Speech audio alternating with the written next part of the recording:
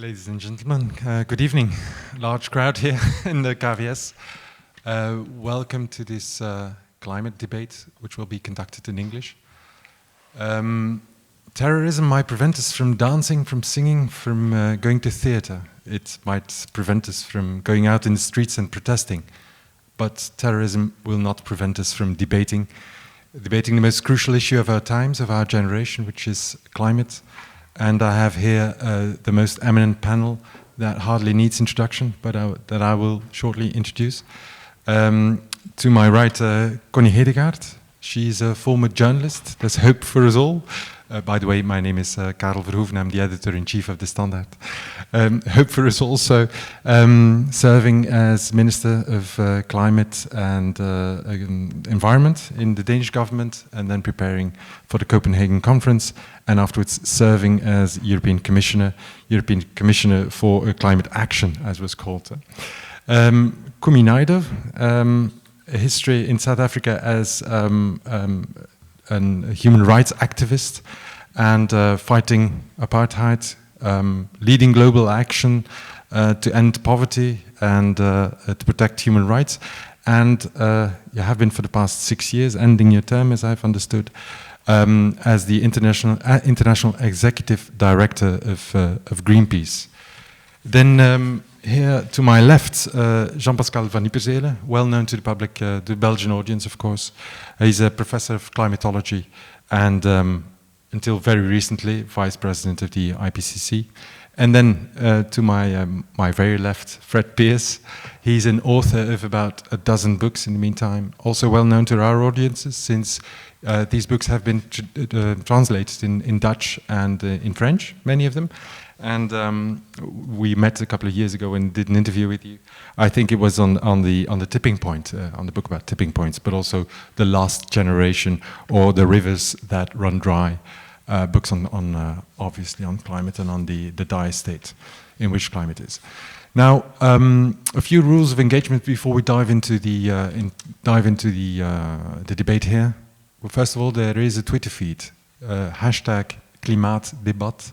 Please send us your questions, because after the first hour of debate here, where I will be asking the questions, I would like to take questions both here from the people here in the audience, small audience, very small crowd, and take questions from you sitting in front of your computer, following the live stream that is going on in the Standaard, but also in Greenpeace and 11, as I've understood.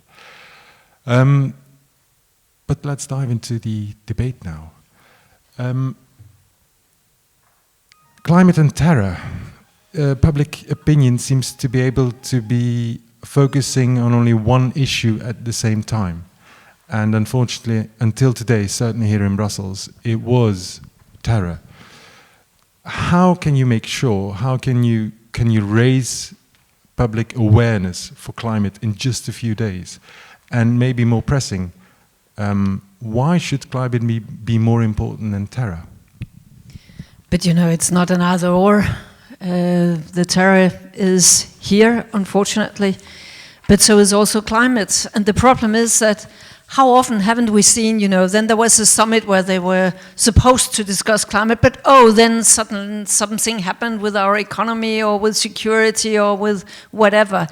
And we cannot afford anymore to postpone the Global Act on Climate. And let me try very briefly to also make the link to the extremism and to the terror we see. And we always have to be very careful, of course, to say, oh, this and that incident is due to climate change. That we can leave to the scientists. But I think very few people realize that in 2007, a very severe drought started in Syria. It continued into 8, 9, into 10. It became so severe that 1.5 million Syrian people fled from the rural areas of Syria into the cities. But the cities in Syria had other challenges already. For instance, the refugees from the Iraqi wars. And of course, they also had this authoritarian Assad regime.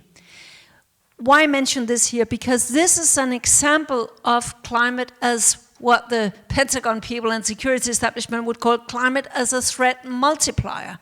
It's not because of There's climate not that...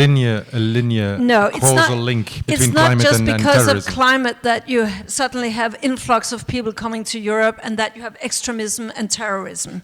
But it is exacerbating, it's making other threats worse. And that is why we need to understand that we are living in a very complex world. And if we are serious about terrorism, extremism, immigrants, refugees, we also have to understand that it's not all about climate, but it's also about climate. And that's why it's so important that we start to get it right about climate, because else we have only seen the beginning, for instance, of the refugees in Europe. Kumi Naidoo, what's the damage to the campaign? Because thousands of people were ready to go to Paris. They were ready to march here in Brussels, to take the train. What's the damage? I think that it's unfortunate that we've allowed the people of terror to intimidate us into not being able to express our basic human right to the freedom of association, assembly, and expression. I think the fact that there's not going to be the hundreds of thousands of people that we're planning to come to Paris on the streets to remind our politicians that in fact there are lots of people around the world who have invested our faith in them to do the right thing is unfortunate. However, our political leaders gathering in Paris must know that even if people are not there physically, they've had enough indication now that there is a sizable... They have been having that indication for many years, and this would have been a momentum where we get the streets of Paris full with a very clear message. You as director of an organization that knows the value of images, how could you replace this? Well, you know, we must not also kid ourselves about how climate negotiations and other UN global summits work. 90% of what's going to be decided has already been decided, right? There's just a 10% of dotting the I's and crossing the T's and so on. So, you know, even if would you then say that the crowds would make no difference or very little difference in negotiations? No. The crowds would have made a difference because civil society organizations over the last 2 years, when Paris was identified as, if you want, the next Copenhagen moment, right? We said we're not talking about the road to Paris. We said we are talking about the road through Paris, meaning that we saw Paris as an important moment, that where the moral obligation was on political leaders to deliver. However, unlike previous climate negotiations, it's important to know that this time we were planning 2 big protests. One at the beginning, which we normally do, but importantly, on the 12th of December was going to be an equally big, irrespective of what the outcome. And our message to the politicians is going to be, and they need to hear it, irrespective of what our political leaders do, we know that the momentum is with us now to celebrate and act as the beginning of the end of the fossil fuel era. We are seeing the uptake of renewable energy, irrespective of the fact that our governments have not created an enabling environment. We are seeing citizens getting involved, even progressive business and so on. So our message, if there was a march at the end, we were going to bank the good things. How are you going to replace it? I mean, how are you going to with create the imagery? The short answer is with difficulty. But people are talking about online marches and using the online space. Of course, tomorrow in many cities, over this weekend, in many cities around the world, there are going to be marches. Unfortunately, in Brussels and in Paris, there isn't going to be one. But there are protests that are being organized throughout this weekend, and you'll see large numbers of people around the world protesting. Again, by the way, something we have not really done around the time of climate negotiations in the past. I would like to just say one thing about the security question, and that is, and this is not a source that I normally quote as authority, but in 2002, the CIA and the Pentagon, in a report that they prepared for President George W. Bush, who we all know was a climate denier, said that in the coming decades, the biggest threat to peace, security, and stability will not come from conventional threats, will not come from terrorism, but will come from the impacts of climate change. And I think it's important for us to understand that there is a fundamental link between security and climate, and I like the way Connie put it. It's not all about climate, but certainly it is also about climate when we think about security. Let's dive into Paris and the negotiations themselves. Can I ask you the question, the 2-degree question? Apparently, or maybe later the question, when will Paris be a success?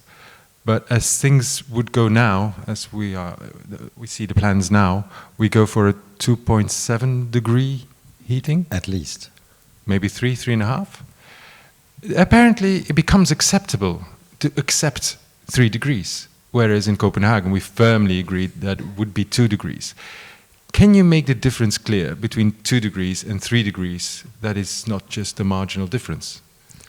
Well, 3 degrees have not been accepted by anyone I know. There was a political decision taken in Copenhagen and confirmed in Cancun 5 and 6 years ago that 2 degrees was the dangerous level. And that possibly it was even 1.5 degrees, because a number of countries think, even today, that 2 degrees is too high as a target. So there's no acceptance that it should be anything else than 2 or even 1.5. Actually, there'll be a debate, even if probably not much time will be left for that in Paris, about whether the target needs to remain 2 or become 1.5. It's still on the agenda. So it's not because the aggregated effect of the plans announced up to now, the so-called INDC, an impossible name, results in definitely more than 2 degrees. I think it's actually more than 2.7, because to say it's 2.7, you have to assume many things about what happens after 2030, which is the end date for the INDCs. But it's not because it's when you aggregate those numbers that you don't get enough to stay below a warming of 2 degrees that it's accepted. On the contrary, it means that still much more needs to be done in the coming years, because, as Kumi Naidoo said, Paris is a step in the long road of climate negotiations. I've attended 19 COPs already, and I'm ready for a few others after Paris. So there will be a need to reinforce the commitments, to verify them, to monitor them, to fund them. And do you see a political shift? You don't see a political shift whereby it would become acceptable to linger on and to go beyond the 2 degrees? Well, I'm sure that some actors around the table would like to see that, for sure. How do you stick to the 2 degrees? What story to tell? Well, the IPCC reports showed very clearly that the impacts of climate change, both for people and ecosystems, increase much faster than any increase in temperature. I mean by that if when you go from 1 degree warming, which is the warming we have seen already since the pre-industrial, to 2 degree warming, you don't just get 2 times more the impact. You get much more than 2 times more. Now, if you go to 3, you don't get 3 times more than the impact you see at 1. You get much more than 3 times. So it's really a non-linear thing. The relationship between impact and warming is very clearly related. Everybody knows that today.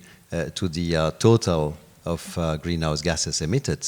So really, the Earth, the planet, would become much less inhabitable if the temperature was increasing beyond 1.5 or 2 degrees. It's very clear. You know, the difference between the last ice age and now is only 4 to 5 degrees at the global scale. This difference is actually huge. If we had slides, I would show you the picture of the planet 20,000 years ago at the time of the last glacial age. It was a time where the ocean levels were 120 meters lower than today, just for a temperature difference of 4 to 5 degrees. There was a 3-kilometer thick ice sheet on North America and Europe. Connie's country was under 3 kilometers ice at that time. Just having 4 to 5 degrees more, by the way, it took 4,000 or 5,000 years to gain those 4 to 5 degrees, changed the geography, changed the inhabitability of the planet completely. Now we're talking about possibly, if we stay on a business as usual curve, of gaining 4 to 5 degrees, maybe even more, not in 4,000 or 5,000 years, but in 100 years. It's a huge change that would affect people and ecosystems in a huge manner. So there are every reasons to keep the 2-degree target and even consider lowering the target if it was possible. Fred Pearce, just to linger on to these 2 or 3 degrees before we go into Paris itself, you've written extensively on these consequences.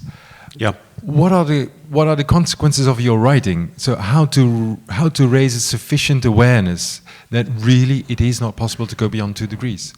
Do you think that we can do it by writing and telling stories, by publicizing what the scientists find? I kind of think that it's almost time for the scientists to step back. And I say this, I know I've got a scientist sitting to my right, but the scientists have rather dominated the story about climate change, and of course they have to tell us what the science of what will happen is, and the science of why we're doing these things. But I think they've almost dominated too. They got their Nobel Prize, you know, brilliant, thank you very much, 20 years of fabulous work. I think everybody else now needs space to talk more about climate change. So I want to go to the theatre and I want to see plays about climate change. I want to listen to music about climate change. I want to read books about climate change. Those of us who know about Steinbeck's books,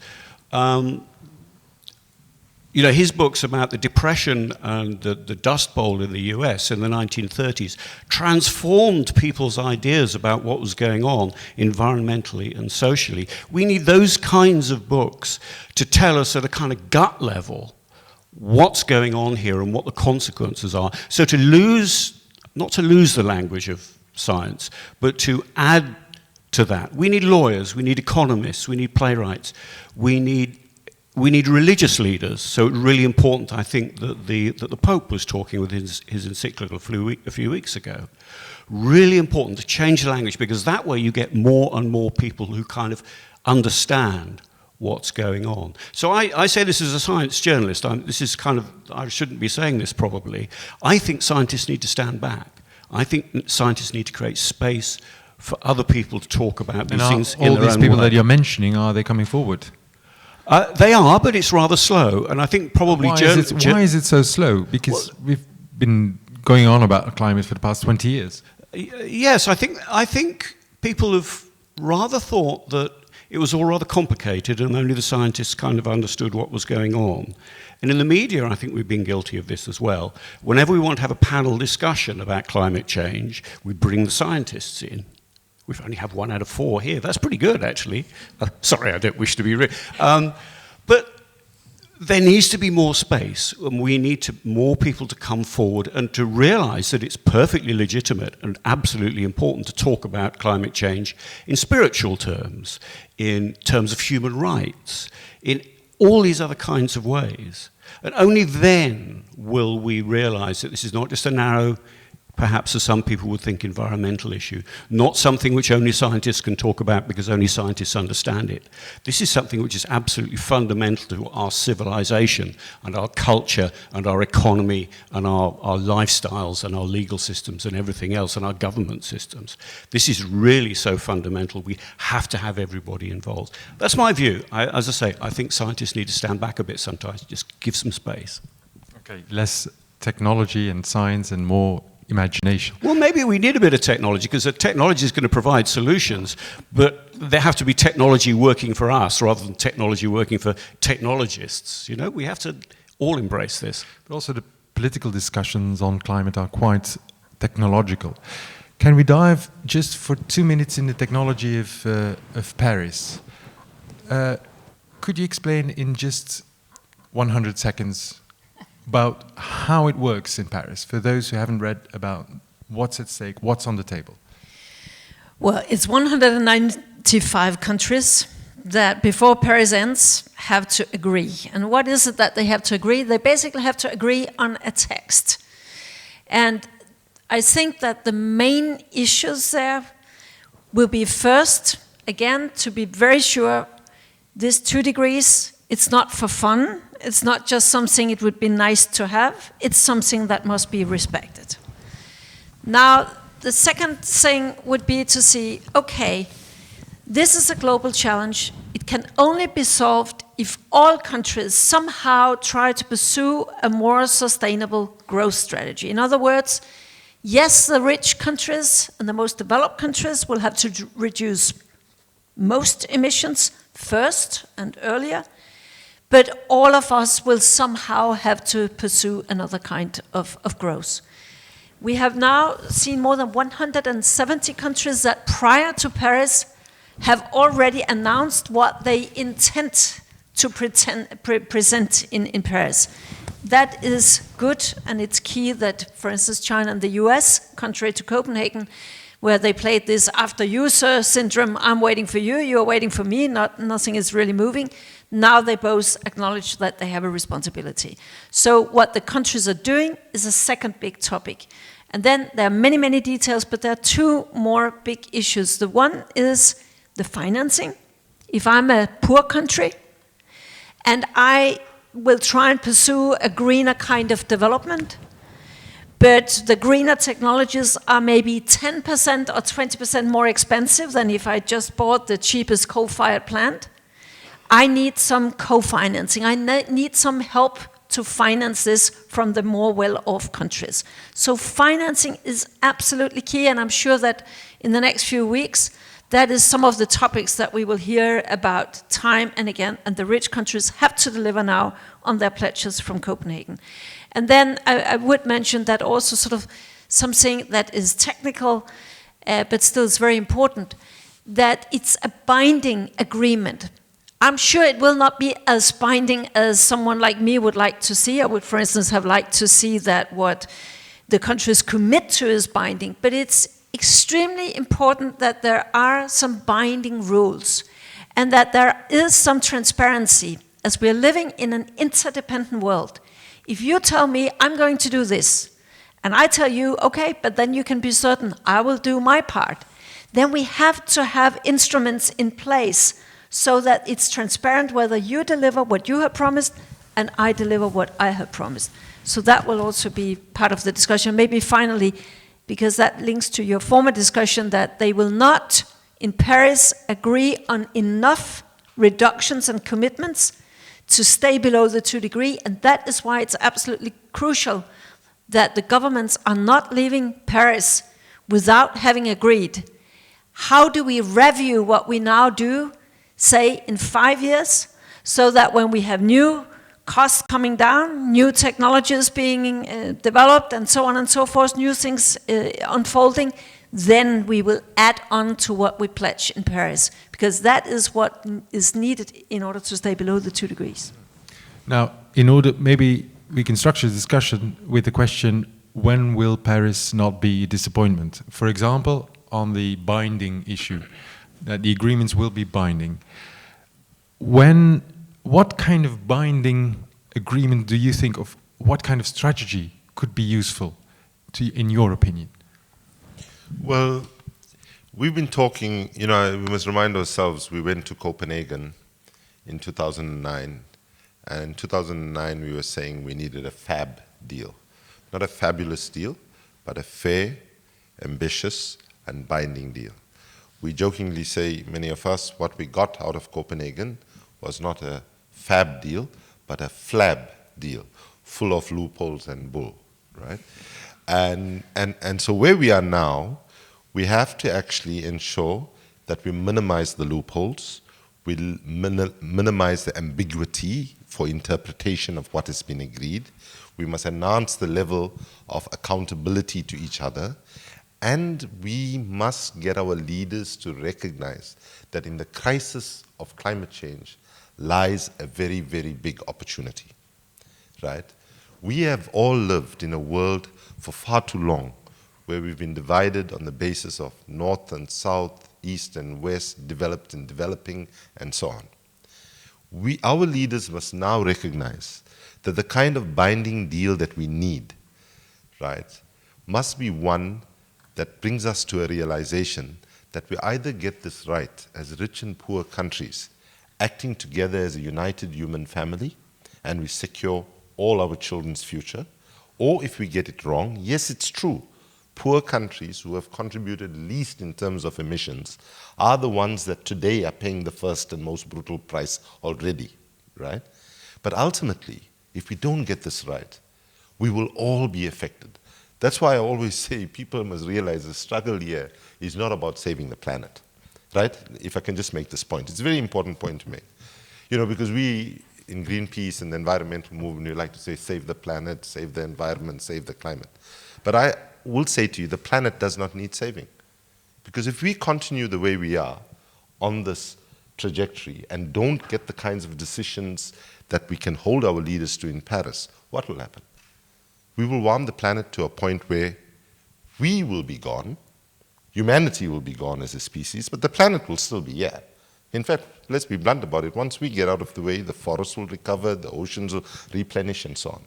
So what is at stake here is really big. It's about whether humanity can fashion a way to coexist with nature in a mutually interdependent relationship for centuries and centuries to come. Put differently, this struggle is fundamentally about securing our children and their children's future.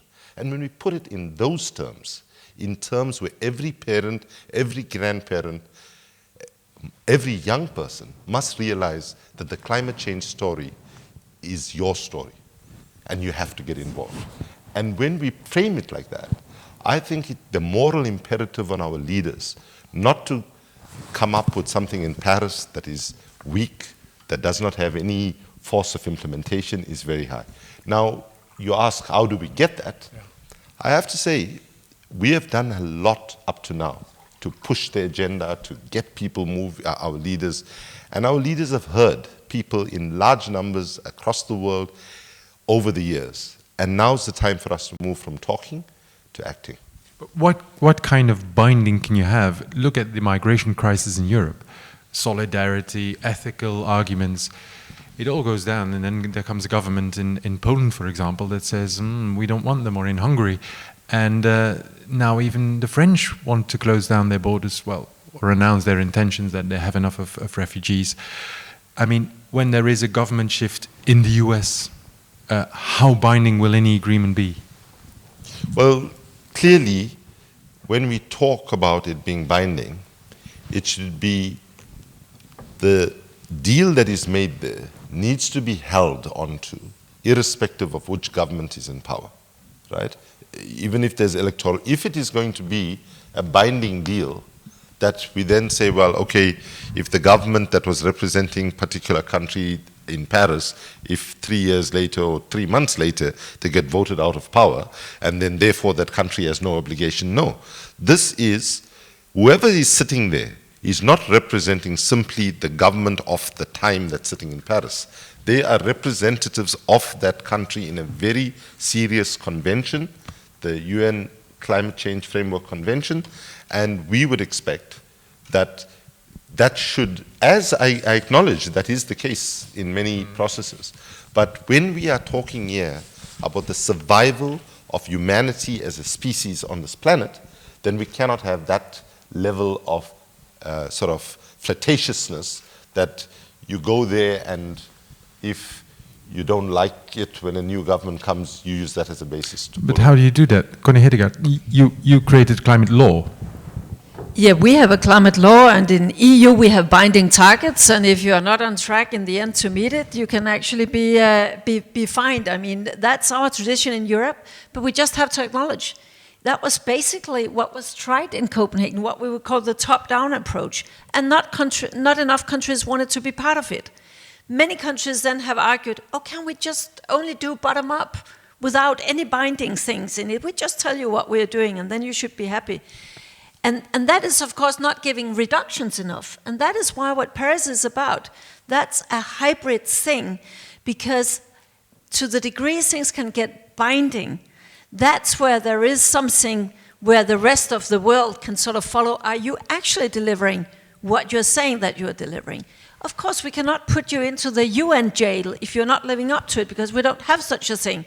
But it could be quite unpleasant if in front of the world you have promised to be on track there, and you are then named and shamed and embarrassed as a nation if you're not living up to it. So that is sort of why it's still important to have this mutual transparency. I need to be able to control that you're actually delivering what you're doing. Naming and shaming is your only tool. But you know, there is not such an institution that could say, okay, you will have China. If you're not living up to it, then we have to fine you, or we have to fine the United States, or things like that. In international trade agreements, climate could not be. But still, you mentioned the example. Suddenly, there is a situation with the borders of Europe. So no matter what kind of binding directives, legislation, everything we have, then there can occur new circumstances, and there is no assurance against that. And but naming and shaming doesn't help. No, but we had President Juncker last week. Sorry, I have to say it helps that you have an international process, and that you in front of the world have said, this is what I promised to do.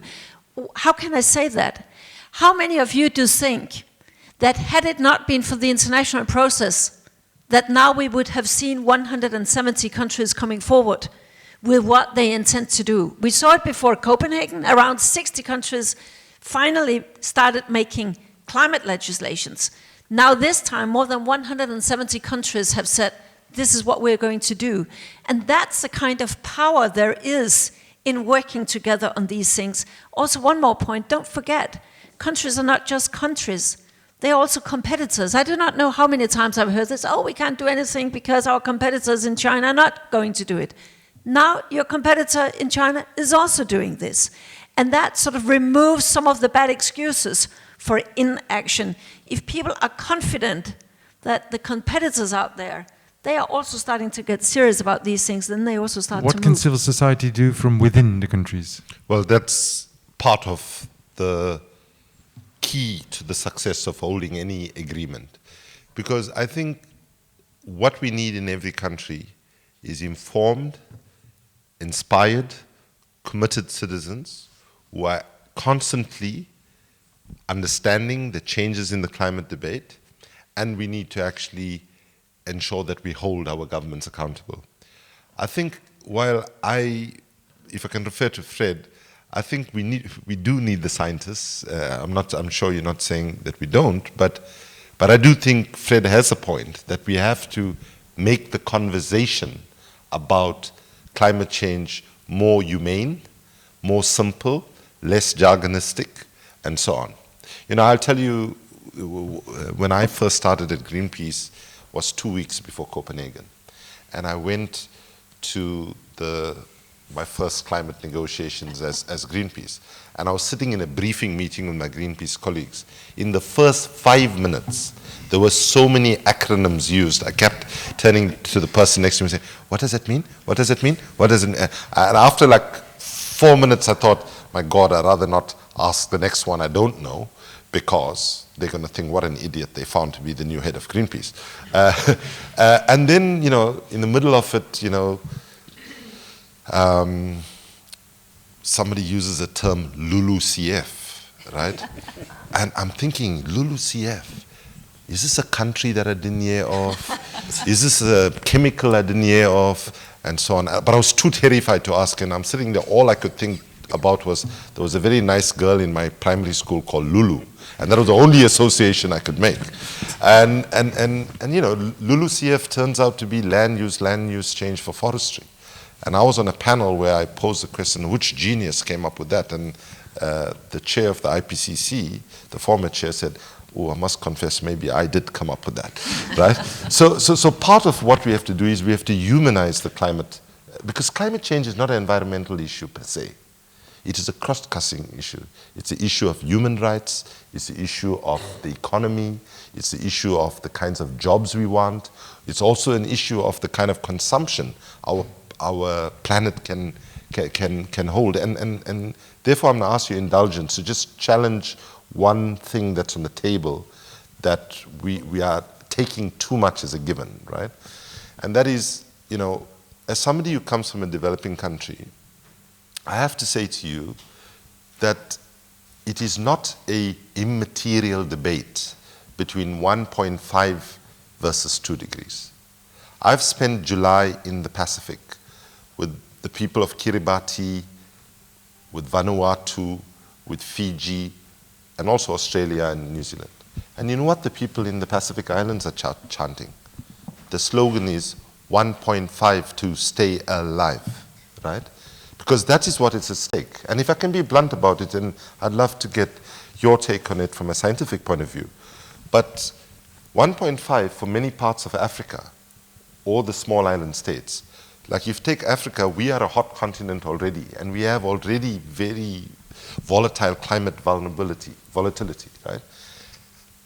For us, and for the people of the small island states, 1.5 could spell, if not the death of our nations, but the virtual death of our nations, right? And the world community in Paris must now answer the question, a question that I posed at the end of Copenhagen when we were giving our response. I said, we must ask ourselves, why is there such a lack of urgency when we have so many places in the world that are so vulnerable?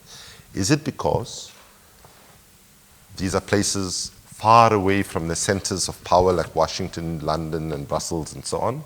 Is it because they are small population size? Is it because they're not sitting on diamonds and gold and other resources? And then uncomfortably I said, very consciously, or is it because of the color of the skin of the people who are vulnerable? If we are brutally honest, while we talk about climate justice, we must also acknowledge right now we're also dealing with the problem of climate apartheid. If you look at which parts of the world carry the major responsibility and which parts of the world that are paying the first and most brutal price, it paints a very uncomfortable demographic picture. And Europe, for example, might cope, not easily, but might cope with 2 degrees, but many parts of the developing world are not going to cope. And therefore, when you ask people about this debate about 1.5 versus 2 and how it's in a play in Paris, people say, they will make some tokenistic gesture to it. And this is true. You know, we had the conversation already. They'll make some tokenistic gesture to it to placate, you know, but understand that decision could mean we as humanity are saying that people from certain parts of the world just do not matter enough.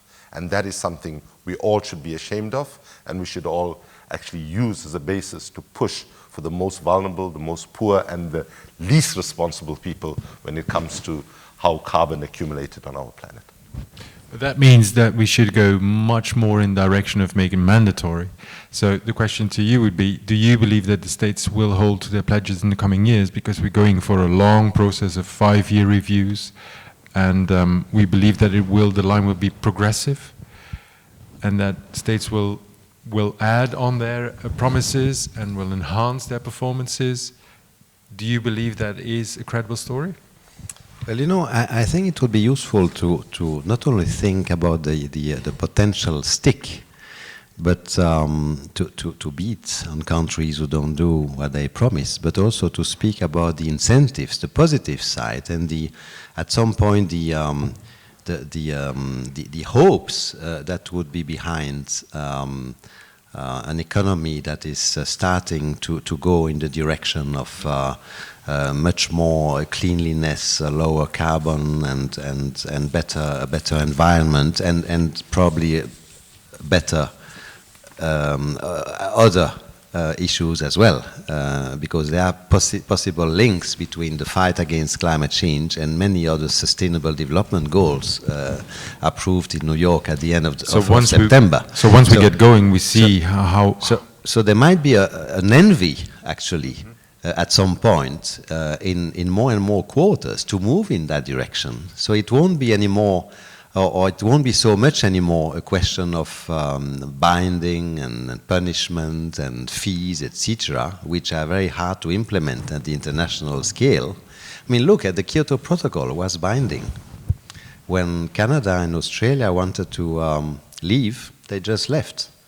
Even if in the Kyoto Protocol machinery there are fines for those who don't fulfill their commitments. They just left, and nobody could force them to stay in. So, you know, a binding agreement has a relative value in international agreement, international rights, at least in the environmental area. So maybe it's also useful to think about the positive sides of moving in a much cleaner kind of development, because then there might be, you know, a kind of positive rivalry between countries, between companies, between people, because they all wanted to do better and live better than others, and that might what be should much be the more outcome in powerful Paris to make that process happening? What is the minimal outcome of Paris that you would like to see? Well, actually, we know a lot already, as was said, about what the outcome is, because we have those 170 plans already, and of course they're not enough, and they won't be enough to stay below 2 degrees, etc. But already that is a huge achievement, not of Paris, but of the process leading to Paris. But we need to be ready to go much beyond, and the review process, a regular review process, as Connie Hedegaard has said, is a very important part of the package. How can we regularly... Could you make that more clear? How will it function? Well, the first step is to make sure there's a common methodology that's accepted by everyone to measure what the results are of the policies implemented. It also needs to be transparent and verifiable by the international community, and then it's then easy to aggregate, to make the sum of all those efforts, and to see if it's enough to be on the course to decrease emissions enough to keep the warming and the changes in climate below the dangerous level. And there need to be a process that's easy to use to revise those national plans regularly, so as to increase the ambition level if needed. And we know already it will be needed after Paris. So that's really a key aspect of the Paris negotiations, is to get that review mechanism in the text. You said that money was going to be pivotal. $100 billion will not suffice, I presume. How much? It's nothing. I mean, it's nothing. So I mean, if what you kind think, of leverage do we need, actually? 100 billion. Well, first of all, it's important to remember and to say every time it's $100 billion per year, because very often people think, yeah, we need $100 billion. No, it's $100 billion per year after 2020, which was decided in Copenhagen. But even that amount is very small. You know, look at the amount of money that is spent just to subsidize fossil fuel usage in the world. It's of the order of $500–600 billion every year.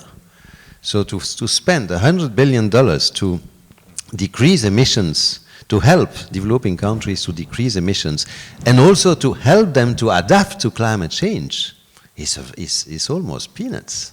And yet, how can we make sure that, yeah, no, if intervene. I could just add one thing, there's been a big study of the new climate economy, and they say very, very pragmatically and practically, think if all the billions that we are investing on planet Earth, every week, every month, every year, if just we started to invest them into the future that we need, low carbon technologies, things like that, if we invested that money right, instead of still investing as if we were investing into yesterday's society, think what a difference that would mean. So when Ypersele says that 100 billion is not a lot of money, it's true, but every day we are spending loads of money, but too often we are still spending them in the wrong direction. If only we started to get that right, it had already brought us quite a big spend. But just look at what Europe pays every year to buy fossil fuel outside of Europe. It's 400 billion euros every year. 400 billion euros every year just to buy coal, oil and gas outside of the European Union. Couldn't that money be used better inside the European Union for education, research, culture, health, whatever? how to kickstart this change. It's been going on and it's been progressing. Yet there is always this talk of a turning point where suddenly things will be drastically faster and more intense. Well, the change will happen. What is needed to get to that turning point? I think we may be getting quite close to it. I don't want to be over-optimistic, but I think it's important to see. I've been reporting about these climate change issues for 30 years now, to see how far we've actually come. We are now talking, even 5 years ago we weren't saying this, we're now talking about wind power being as cheap in many countries as coal. Solar power prices have come down by 80% in the last 10 years, and they're still coming down. Solar will soon be as cheap as coal. Half the investment in new power stations last year was in non-fossil fuels. This is not very expensive stuff that's really going to destroy people's economies if they go for it. This is stuff that we can do now. Every country can do it now. It's not so much a matter of technology. Not as a matter of technology. It's not even really about finance now. It's about the politics of making it happen. It's about undermining the lobbying power of the fossil fuel companies. I think the divestment campaign is being fantastically good. Divestment campaign is keep it in the ground campaign. Yeah? It's empowering individuals to take action on their campuses or wherever, their pension funds or wherever it is. And it's attacking companies where they can be attacked and where they're vulnerable in their finances. These are things that we can do. So I'm getting optimistic. I'm beginning to think that we're getting towards that tipping point. I'm rather cynical about the UN processes because I think the UN process is following behind everything else. They're sort of signing off on things which are almost a done deal. Governments are making the pledges that they're making to Paris now because it's not very hard for them. They're not making pledges that are going to destroy their economies. They're making pledges that are really quite easy, and they could be doing a lot more, and we should tell them to do more. But we're reaching the point where we really could, if we've got a mind to it, and if we get the politics right, do this. And I think it's important to bear that in mind, because we can, in talking about, 2 degrees is too much, or, we're on a path for 3 degrees or whatever we think the figures are. I think, and then we talk about tipping points in the climate system and really scary stuff that could happen. They're all there. They could happen. But I think we're also quite near tipping points in the human system where we could look back in 2050 and say... What to add? Yeah. How to reach that tipping point faster? Well, we go as far, we argue, we have meetings like this, we look at the economics, we encourage the technologists to develop their technology further, we encourage those solutions. We don't get too pessimistic. If we get too pessimistic, we'll think, oh, well, it's kind of all over, we can't fix this, we're doomed. And there's a danger that we'll do that. So I want some optimism. And I think it's Connie Hedegaard, justified. would you share that optimism, and would you also share that the idea that the Keep It in the Ground campaign is one of the best things to do at the point? Yes, very much. First, yes, I share I don't like to call it optimism, but I think that we are, now in the midst of a paradigm shift. We are in a transition, and when you are there, you sometimes cannot see it. So sometimes we're discussing as if things are not moving. And this, what Fred Pearce just told us, is that last year, imagine there were more installed energy capacity that was renewable, that was coal, oil, and gas. If you had heard that 5 or 10 years ago, you said it's not going to happen. And why is this happening so suddenly? Because costs are coming down, but also because the consequences of business as usual are dawning on more and more. Take China. China is a huge player in this. They are polluting a lot, but they are also changing a lot. Why? Because they are drowning in pollution. They have realized that this grow first and clean up later, that comes at a huge price, and in the end it threatens their social stability. So for instance, in China right now, they are, this year, I learned the other day, they will install 28 gigawatt of wind power. Okay, it doesn't say anybody anything. I come from Denmark. It's sort of the world leader in wind. It's 39% of our electricity last year that came from wind. What China installed this year, it is 5 to 6 times the total capacity of wind in Denmark. That is what China is installing this year. I think there's really a transformation going on in some significant countries. And when you say, what can we do to speed that up? Well, as we heard before, remove the subsidies, that is obvious. Get the taxation right. In what sense? So that we price the cost of pollution, of Carbon any tax? activity, carbon tax, carbon price. Interestingly enough, China 2 months ago announced that now they will soon have a national carbon price in China. But also to sort of give the incentives right. And there I think the divesting is incredibly useful. And just to be sure, and I'm sitting next to Kumi here from Greenpeace, this is not just something Greenpeace or a former Climate Action Commission or whatever would say. I mean, the governor of Bank of England, Mark Carney, he can hardly make a speech these days without reminding his investors out there, wow, there's such thing as climate change. That is a risk to our investments, to the future pensions, to the future societies. We need to change our investment patterns. And that is why this divest-invest thing is so interesting, because more and more pension funds, more and more institutional investors, the Norwegian pension funds, Nordea, the biggest bank in the Nordic area, just to take a few examples, they are now going out of coal, some of them even generally out of fossil fuels, and investing in greener and cleaner technologies. That's the kind of fundamental change that we need, and that is why I share this view that the transition has begun, so we should be careful not lacking behind the real development by the way we discuss it as if nothing is happening, because now I really think things are happening. Kumi Naidoo, would developing countries be taking the lead here? Could they be taking the lead here, since they do not have to repeat the mistakes of the 20th century? Developing countries have a real opportunity to take the lead, right? And some of them are rising to the challenge, but still too slow. And the difficulty for us to move developing countries right now is what some of the leaders of the bigger developing countries say. They say, well, you know, we didn't build our economies on carbon, on fossil fuels, and those that built on carbon, like Australia or Canada, for example, look at them. They're continuing to expand in fossil fuels and so on. We don't want to continue to let them do it when in fact we haven't had the chance. Now, what we have said to developing countries as Greenpeace is, true, the history is clear about who carries the major responsibility.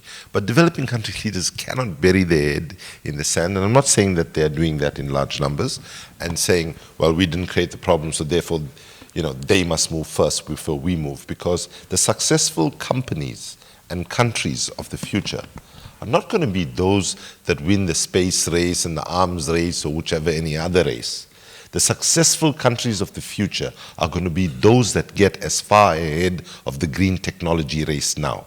Those that continue to drag the feet, waiting to see what happens, are putting themselves in an economically competitive disadvantage. The countries that are going to be successful are those now that are registering patents in storage and other technologies and so on. So, and I agree with Connie that in fact, and with Fred, that this is a moment where we can, with considered reflection, believe that change is possible, right? And I think it's not about being optimistic, because for me, I must be honest with you, it's hard for me to be optimistic when I know that lives have been lost on my continent and in many parts of the world as a result of climate impacts, and those lives should not have been lost. But what I think is the appropriate way of saying it is, momentum is with us now, right? And if you look at the last decade, it's a very good indicator. In the last decade, not the International Energy Agency, not the World Bank, not the IMF, in fact, not even Greenpeace, actually predicted the uptake of renewable energy as it has happened. Right? Why weren't you able to predict that? Well, actually, Greenpeace was the least wrong, meaning that we predicted there would be a major uptake, but it even surpassed our. Is that because you couldn't predict the price, the level of price that would become so cheap? Well, the thing about it is, I think there's a big responsibility also with the business community, right? Because, and people who have money and people who have money to invest. And what you are seeing is that there are new players that are emerging all the time, right? And I think the fact that in the last decade we had such progress, even with the disenabling environment, without political will, without our governments agreeing a binding treaty. Imagine if in Paris we actually do get a serious deal, we do have a binding component to it. I believe we can actually turn things around. And we must be very clear, right, and honest with ourselves. We have a small window of opportunity to avert catastrophic climate change. And that window is fast closing. And we have to act with urgency. And Paris, at a minimum level, has to signal to investors and to the world that the end of the fossil fuel era has begun, and the explosion of clean, renewable energy which has begun is going to be taken to a much higher level. I hear all this optimism concerning energy and the change in which we produce it. I hear no talk about changing our way of life, as if changing one kind of energy for another will help the planet. Now, I think also there is a paradigm shift, but I admit it's not at all sort of big enough yet. I think this whole sharing economy, I think that there is something in it. Younger people, they do not necessarily need to own everything. I heard the other day that an American car, it is parked 96% of its time. And for 0.8%, it is in congestion. And for 0.6%, it's looking for a parking space. So it's very few percentages left where it's actually doing what it's supposed to do. And I think that it's interesting that even in America, I mean, in the United States, the number of young people who sort of want to have their own car, who owns their own car, it's going down. And of course, it has something to do also with urbanization and things like that, but I think that there is something, it's more like it's good enough if I have the access to use things when I need them, but I do not necessarily need to own them. I want to use them up. I do not want to waste things as much. And actually, I think that the Pope, when he sort of came out with his encyclical and put some words on this consumption, this buy and throw out mentality, I think, and I hope, and I think we should work for that here we need a paradigm shift. And one of the things, for instance, is to... Can you combine it with this techno-optimism? Yeah, for instance, in the waste area. Because, if we start to see, when we do not use something more, that it can go back and be recycled and reused, and the raw material, it's another way of using the stuff that we have. But I also think it's a different ethics. And I say this before tomorrow, that I understand is Black Friday, at least in Denmark now it's Black Friday. Until last year, I had never heard about Black Friday before. It's something we have imported from the US. Consume, consume, consume. But you know what? I think that there is a tendency out there that people are getting a bit sort of fed up with that. And I think that the economic crisis, for instance, in Europe, played a role in that. People realize, how much do I really want to work and work and work and work just to have more materialistic, quantified consumption? Maybe I should go more for quality. And maybe sometimes I do not always need more. Sometimes enough is just enough. I mean, we are not there yet as a society, but I think the undercurrent is starting to come. Mr. van Ypersele, would you share this optimism? You had 19 conferences, COPs. You continue to talk about optimism. None of us are optimists. Well, a lot of progress has been made in those international negotiations, whatever criticism you can make. Has the mentality been changing fiercely? Well, it's not because of the COPs that the mentality has changed, but the mentality has changed for sure, and the mentality in the COPs has changed as well. Yes, for sure. And probably... In what sense Could you Well, give a description of very beginning and now well, in Paris? at the beginning, 20 years ago, there was a lot of skepticism about the reality of the problem itself, but you don't hear that at all anymore inside the COP. I mean, it's in the outside world? Well, a little more in Still the have 20% of Belgians not believing that humans are responsible for climate change. It's a species that's becoming extinct and out and old. So it's very much a generation problem. I mean, very often those who don't understand that climate is really changing due to human activities are old. And so I think that's not really an issue. No, I think the mentality is changing also in the COPs. And I really felt this year there was an appetite in the preparatory meeting, the meetings to prepare the COP, to have a deal in Paris. I had that impression. I mean, it's a bit subjective, but I had the impression that there was around the table really a willingness to have an agreement at the end of the meeting in Paris. So we could be in a situation where in 2 decades this international cooperation would be far less difficult and would be in a far more voluntaristic fashion, or is that now, am I jumping to conclusions? Well, I'm not sure about that. I mean, I think international coordination of effort is always important because having a level playing field, as many business, for example, are insisting on, is really something that facilitates the action. And the level playing, the field is level for everyone. It's much easier to have much more progress because you have less. You have the same rules for everyone. Before we go to questions from the audience, one silver bullet maybe, or the carbon tax. Would you believe that there would be this one solution to create a level playing field, and that it could change everything? There's no silver bullet for climate change. I mean, sometimes I gave talks with the title, just to be a little bit provocative, there is no solution to climate change. And I'll tell people there's no solution to climate change. And they say, oh, we thought he was an optimistic person, and has he become so pessimistic? Yeah, I say there is no solution, but there are elements of solutions with an S at the end, because it's only by a combination of many different changes in many areas, in the economy, in culture, in technologies, that things will change. And it's in many areas. There is no silver bullet. I don't think there's a silver bullet. Now, that being said, the price of carbon is a very important bullet, but it's not going to solve everything. What could it solve? Well, you know, today we're using the atmosphere as a free dustbin. We're just putting CO2, which has CO2 has a big default beyond being a greenhouse gas. It's invisible, and it's not toxic. So we are not aware of the dozens of tons we emit in the atmosphere, every of us, every year.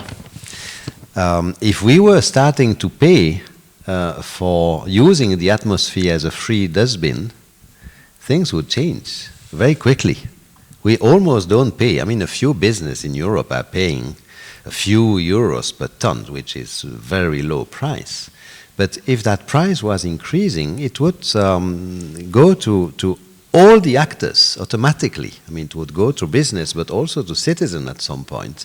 They would have to change their behavior because they would become aware. The price would render that CO2 visible, actually. It would be visible in their wallet. Now it's an invisible gas, but it would become visible in their wallet if there was a price of CO2. And then they would start to think, is it really needed for me to travel so much by airplane, and is it really needed to have not to invest in a better insulation of my house, etc., etc. But that will happen much more and much faster if there's a price on carbon. Then the money collected, you can still discuss how to use it. I mean, you can put it in general budgets, or you can use at least part of it to help people in business to do some of the changes that are needed. And why is it not coming? Carbon tax, or how to make it Well, there are two ways. I mean, the economists would tell you there are two ways to put a price on carbon. One is the carbon tax, but the word tax creates allergies in some quarters.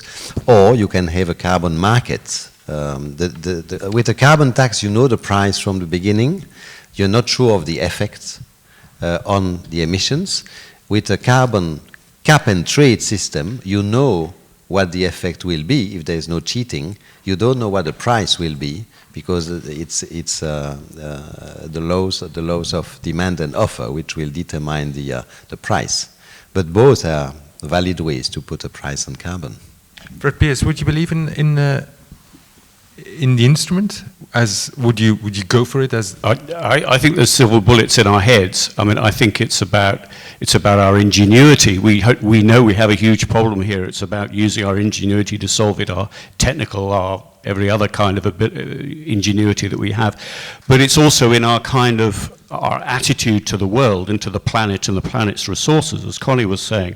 I do think there's a beginning of a recognition that there are limits to how we should use the planet's resources, and we can see that in people's happiness to recycle and to recognize the importance of recycling. So we are, that consumption idea, that idea that there's a new frontier that we can always go out and sort of ransack for resources whenever we need it, is ending now. We live in a finite planet and we're beginning to realize it. People talk about the Anthropocene now. We live in the Anthropocene, where virtually everything is under our control or under our influence. And that is having a profound effect, I think, on the way we think about the world in which we live. And that does give me optimism. I don't shy away from this word optimism. I have pessimism in my head sometimes, but I see quite a lot of things to be optimistic about in those, as I say, in our head maybe more than in our governments. Okay. Sorry, can I just make one point on the carbon tax? I want to strongly support what Jean-Pascal said. I think it was a really good, nuanced answer that carbon tax is one element, but right now I do want to signal one concern we have in the environmental movement, and that is the over-enthusiasm of oil company executives pushing the carbon price as the major solution to come out of Paris. And I want to send a signal to the oil company executives that we will not, because see, part of what they're trying to do now is to break away from coal. Oil and gas wants to break away from coal and say, well, coal is really bad, which is, we admit that coal is the worst, and that's why as Greenpeace we support the call for the moratorium by the Pacific Island heads of state, saying that there should be a moratorium on new coal investment zone. But what the oil company and some gas company executives want to do is to show that, okay, we accept that our business is contributing to climate change, and look how responsible we are. We are pushing for a carbon price with the hope then that they can extend the longevity of the oil and coal industry, right till the end of the century, if not beyond. So therefore, in the negotiations, people need to be vigilant that this is what is at play. We're not saying that carbon price doesn't have its place, but it needs to actually be put in its appropriate part of the solution and not be seen as some silver bullet or magic bullet. I have a question via Twitter, and the hashtag is Klimaatdebat. How can a government, it's Laurent Valander, how can a government reduce the fossil fuel subsidies without being blackmailed by the oil companies? Well, if I can jump to that question, yes. Right? I do think that, there's a bigger question at play, right? And it's a question about the quality of our democracies, right? I mean, if we look at the United States today, you can describe the United States as the best democracy money can buy. And if you unpack which money actually buys that influence, it's disproportionately oil, coal, gas, nuclear, military, and a few others, big pharma, for example, right? And for every member of Congress, right, the fossil fuel industry annually raises so much of money that even for the most uninfluential member of Congress from a state that has no fossil fuels or anything, they've got at least 2 to to 3 full-time lobbyists for that one member of Congress, and up to 8 full-time lobbyists for every single member of Congress. So that question is very, very well received by me, because I think citizens now need to answer the question about what kind of democracy do we want to have? Because one of the core notions about democracy was supposed to balance the wallet with the ballot, meaning that the power of rich people was supposed to be equalized by the voices of ordinary people. And let's be blunt about it. In far too many countries, in both the developed and developing world, powerful big companies exercise a disproportionate level of influence over our elected leadership. Many of our political parties are dependent on these companies for even their funding for the election campaigns, as it happens in the United States and so on. So people need to recognize that part of what we are struggling for here is to actually reclaim our governments, ensure that they are playing the appropriate role, which is mediating different interests in society. I'm not saying that big business is not a legitimate part of society and shouldn't have a voice, but the issue is that they are having, and by the way, Connie, I don't know whether you agree with me on this, I also have an anxiety about the level of influence that big companies are having on the UN system, and how they are actually hovering around many UN negotiations. You'll see in Paris, the presence of big corporations will be overwhelming, right? And, we have to begin. Terror will not keep them away. Sorry? The terror threat will not keep them away. Well, big companies, as far as I'm concerned, are part of terrorizing us into submission and trying to tell us that, in fact, we have no options, we have to go with them. And that's not to say they are not good companies. I want to acknowledge, in the context of optimism, the first energy utility, Enel, the largest in Italy, the second largest in Europe, the 7th largest in the world, has come out in the last months and said, we are walking away from nuclear, we are walking away from fossil fuels, and we will divest and we won't invest a single cent more in either nuclear or fossil fuels, and we are divesting and we will get rid of everything by 2030. And importantly, they are not trying to sell their coal plants, they are shutting it down and taking responsibility for it. That is a challenge that other industries other energy companies must do, and when they do that, then we'll take them seriously. Undoubtedly, you speak with a lot of leading figures in the industry. Why did they do that? What's motivating them finally? Why do they speak to us? No. Why are they making the transition now? Because it makes good business sense.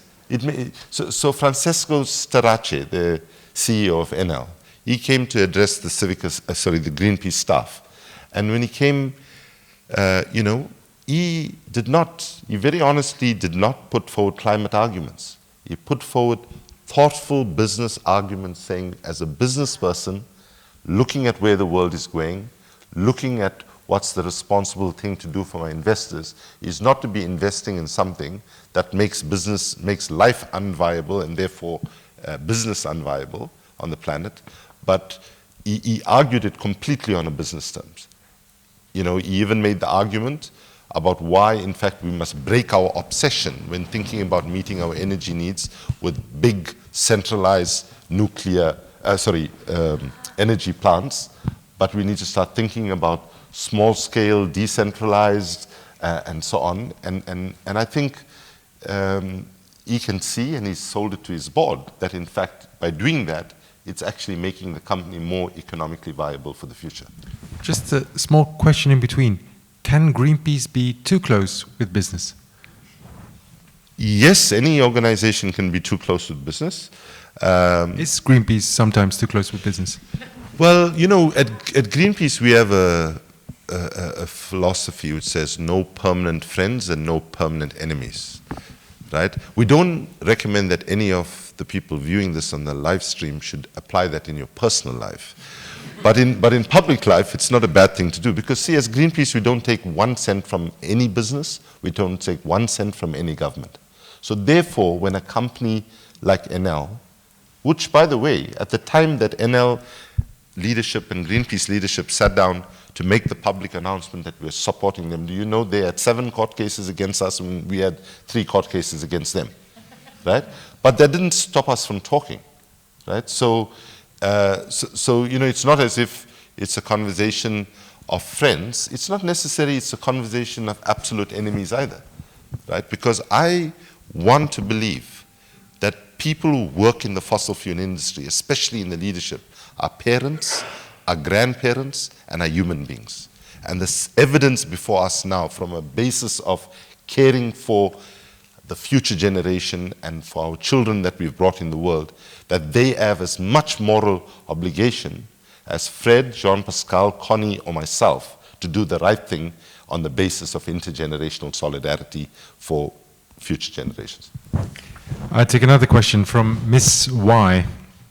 Animal agriculture plays a huge role in emissions. Why hasn't this never been a focus yet during the COPs? A question to you, Mr. van Ypersele. Well, agriculture is one of the subjects that are on the table during COPs. So it's not true that it's not mentioned during COPs. And there are many side events where, for example, the importance of eating less meat is mentioned. Now, it's one of the elements of solutions. It's not the only one, but it's certainly one very important area where emissions can be decreased. But it's a much more difficult one to go through because it's individual consumer. Well, it's not more difficult. Actually, there are more and more health studies showing that it makes a lot of good sense to eat less red meat, for example, and less. But we all know that as a whole, humanity is eating much more meat every year. Well, not everywhere. I mean, I think that there might be a shift there as well. In some countries, at least, people have started to understand that it's not the right way to do. So I'm not sure that it's universal that there is more meat that's eaten. No, but to your question, sort of, we know, but why don't we sort of do more? I mean, one should not underestimate whether we talk about coal and subsidies or agriculture or whatever. The politicians are faced with a lot of vested interests, a lot of interest in not having too much change. Not because probably that those who have these interests are evil people, but it's just very difficult to see if you are measured on a quarterly basis.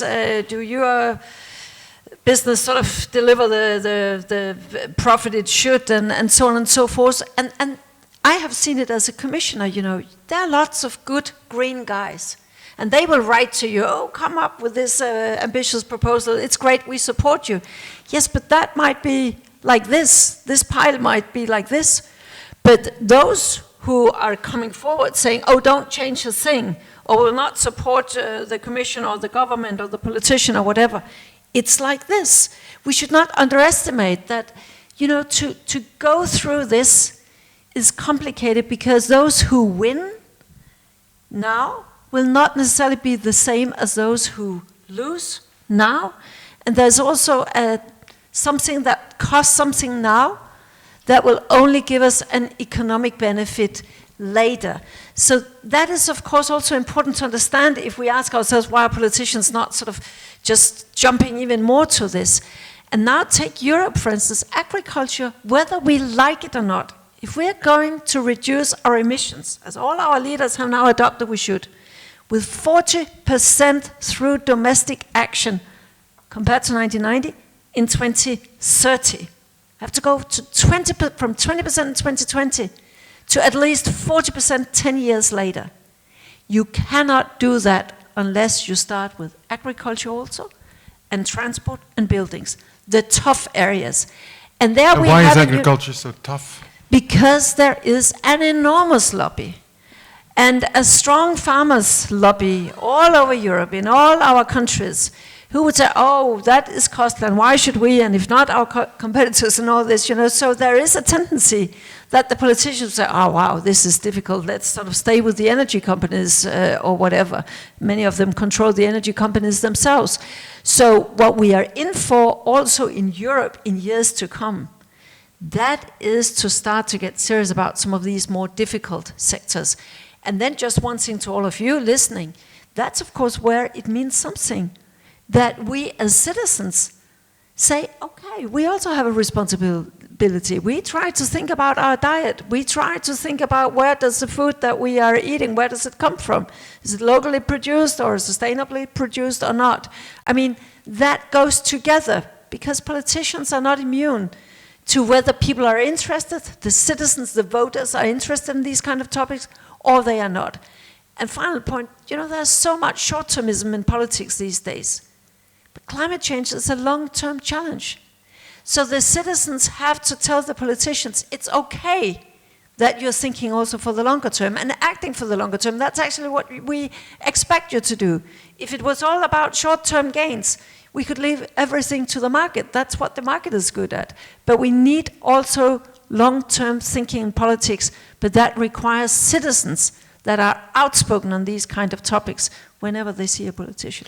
Can politicians learn something from how the political process in Denmark has been? How this consensus has been created?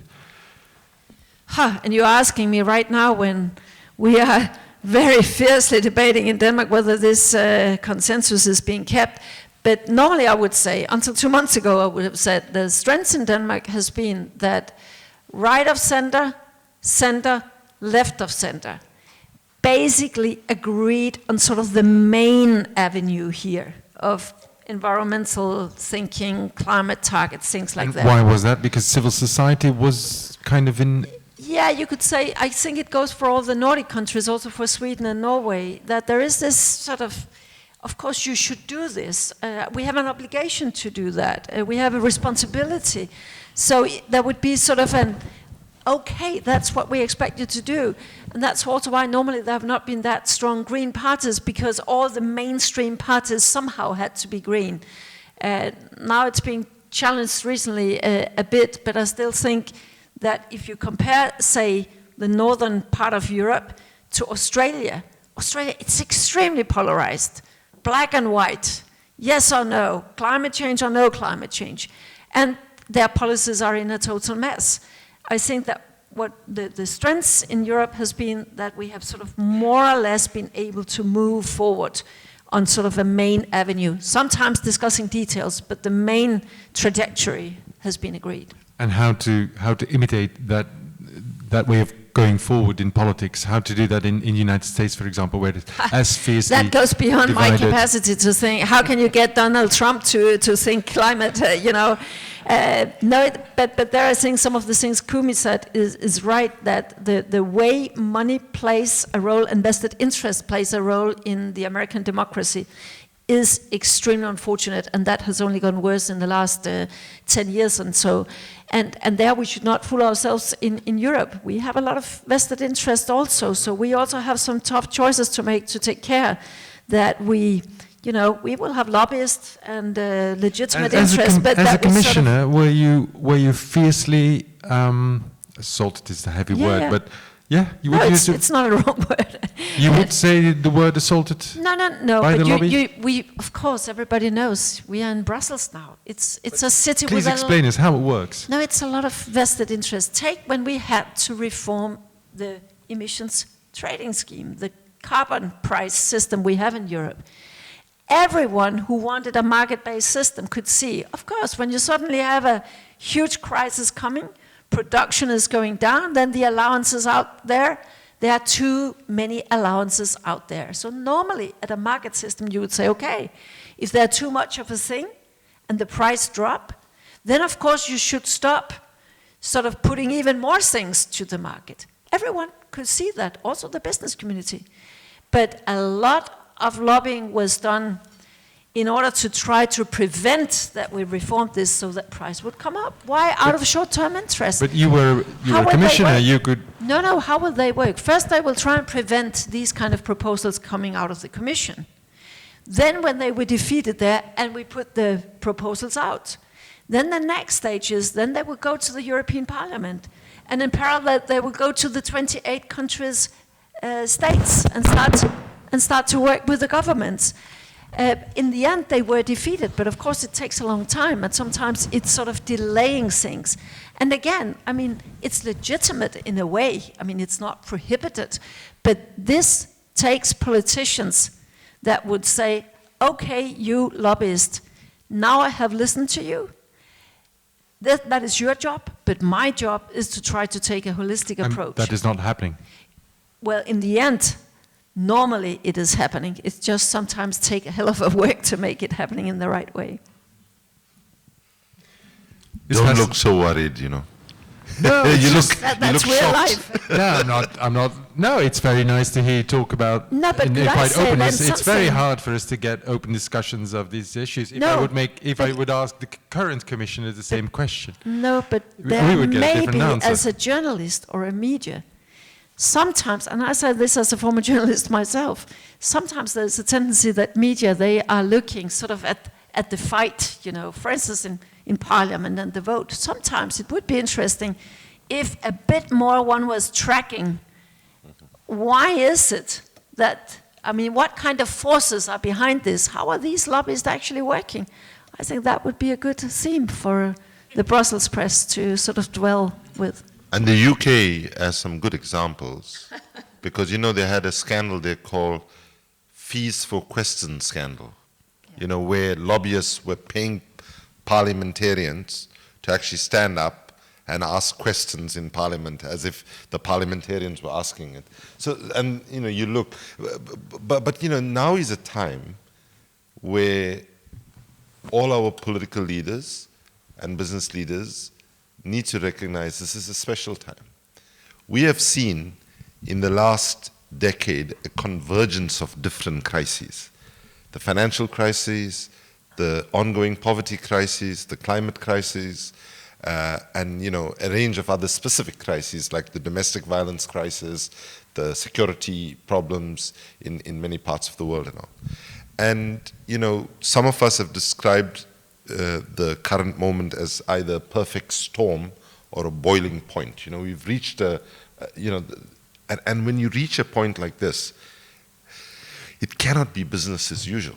You know, it's not simply you have to think out of the box. We have to throw the box away altogether and think in a very, very fresh and different way.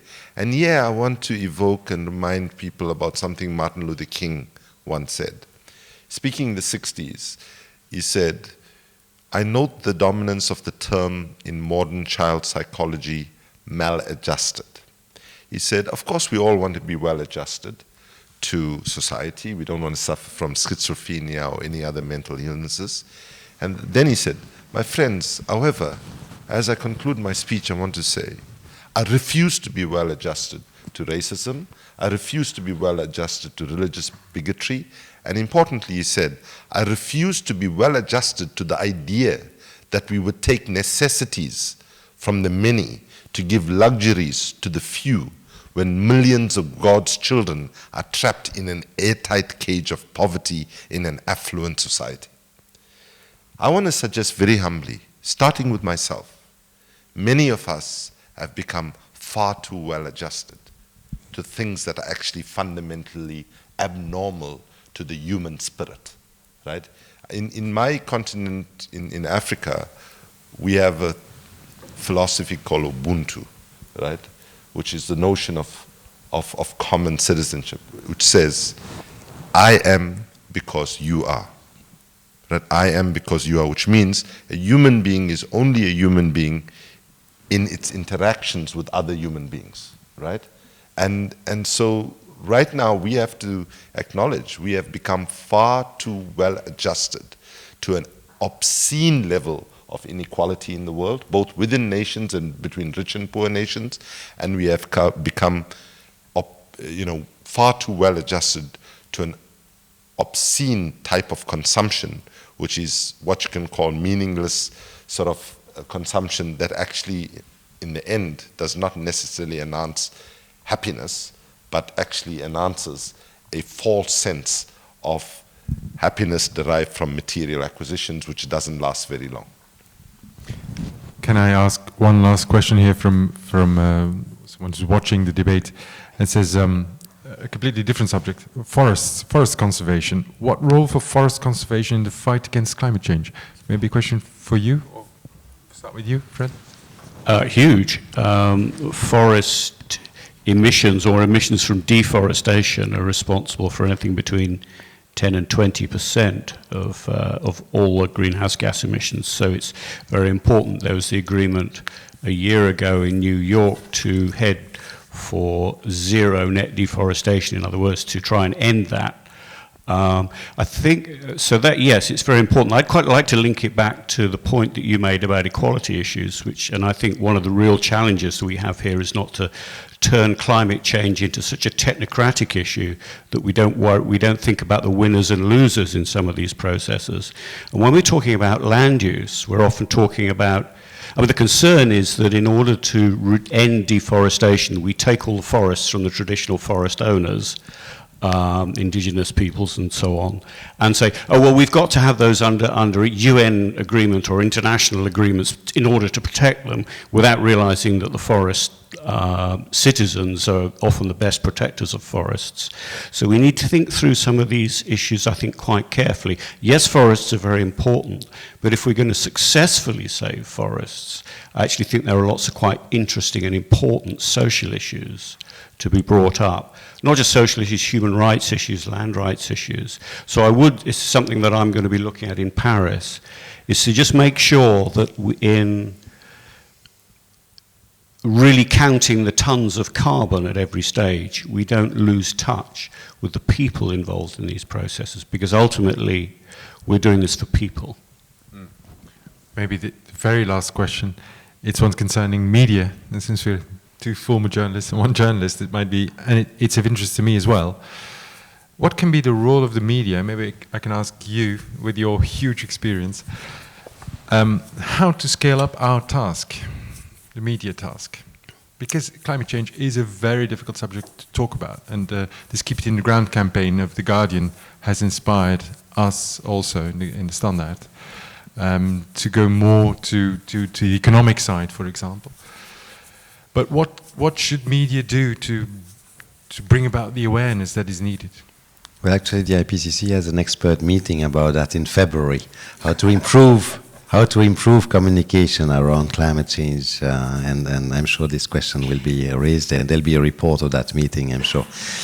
But I mean, isn't it what you are doing now? I mean, because of all the attention around the Paris Agreement, I mean, many media are putting much more attention on the issue, using a variety of means to speak to different audiences with different types of tools. I agree with Fred earlier that we need to use very different means. I mean, not only classical explanations with scientific explanation, etc. We also need to touch the heart of people and use plays and movies and cultural events and exhibitions. And I mean, it's much broader than just the traditional media, actually.